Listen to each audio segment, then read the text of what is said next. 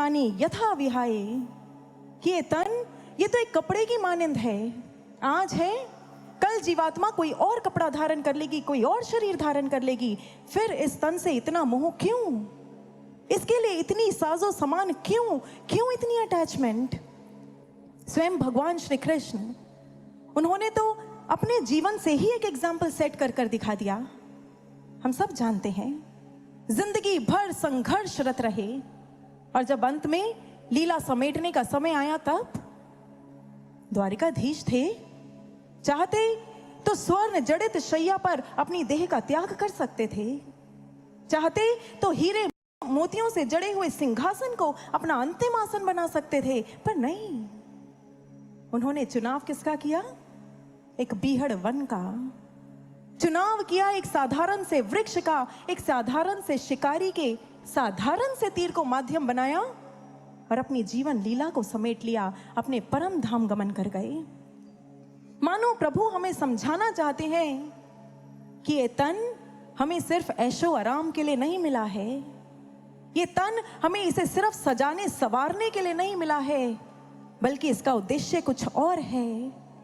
इस तन को माध्यम बनाओ और एक ऐसी ऊंची, इतनी ऊंची छलांग लगाओ जिसके बारे में संत रूमी कहा करते थे, बहुत सुंदर समझाते थे। कहते हैं संत रूमी जब बहुत छोटे थे ना, बच्चे थे, तो एक दिन अपने दोस्तों के साथ खेल रहे थे और खेलते खेलते एक घर की छत पर पहुंच गए। बच्चे थे, सभी बच्चों ने जोर जोर से कहा, चलो रूमी एक खेल खेलते हैं, बड़ा मजा आएगा। हम एक छत से दूसरी छत पर छलांग लगाते हैं, बड़ा मजा आएगा, चलो खेलें। जैसे ही रूमी ने सुना, नाक मुंह सिकोड़ दी। अरे नहीं, एक छत से दूसरी छत पर छलांग लगाना, भला ये भी कोई खेल हुआ?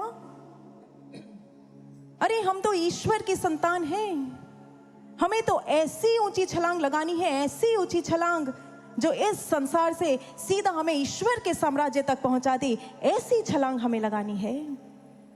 भाई और बहनों, सच आज पता नहीं कितनी ही योनियों में, 84 लाख योनियों में भटकते भटकते हम इस मानव तन रूपी छत तक पहुंचे हैं। अब निर्णय हमारे हाथ में है।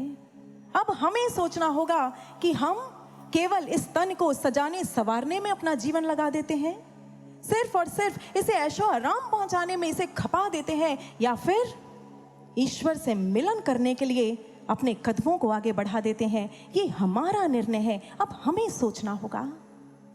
हम सौभाग्यशाली हैं कि आज दिव्य ज्योति जागृति संस्थान के माध्यम से इस कथा का आयोजन आपके इस क्षेत्र में हुआ है।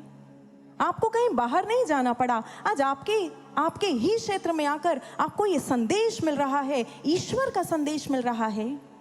जैसे राम तीरथ, वो एक ऊंची सी पहाड़ी पर चढ़ जाया करते थे और जोर जोर से चिल्ला चिल्ला कर कहा करते थे, अरे ईश्वर दिखाई देता है, ये लोग समझते क्यों नहीं है? आओ आओ राम तीरथ की शरण में आओ, तुम्हें ईश्वर का दर्शन कराया जाएगा। ठीक इसी तरह भाइयों और बहनों, आज दिव्य ज्योति